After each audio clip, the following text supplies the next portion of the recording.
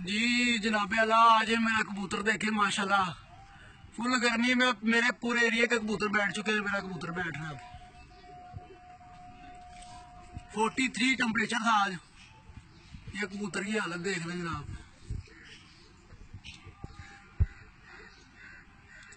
ये वाला कबूतर है मेरा।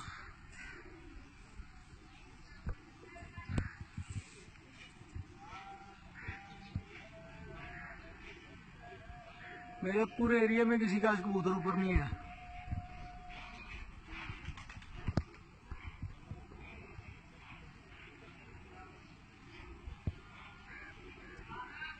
आइए आइए उत्ते।